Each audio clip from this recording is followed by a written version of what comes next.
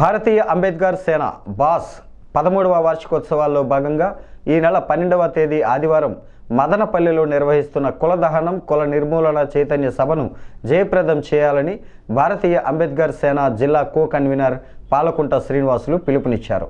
మంగళవారం స్థానిక బాస్ కార్యాలయం నందు బాస్ నేతలతో కలిసి పాలకుంట శ్రీనివాసులు కుల దహనం కరపత్రాలను ఆవిష్కరించారు.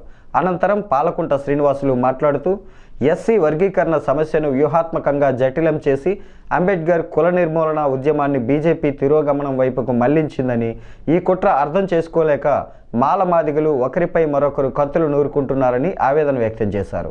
ఇందులో భాగంగానే భారతీయ అంబేద్కర్ సేన వ్యవస్థాపకులు పీటీఎం శివప్రసాద్ ఆధ్వర్యంలో ఈ నెల 12వ తేదీన కులదహనం పేరుతో కుల నిర్మూలన చైతన్య సభను నిర్వహించడం జరుగుతుందని, బాస్ శ్రేణులతో పాటు కుల నిర్మూలనను కోరుకునే వారందరూ ఈ సభకు స్వచ్ఛందంగా తరలివచ్చి విజయవంతం చేయాలని పాలకుంట శ్రీనివాసులు కోరారు.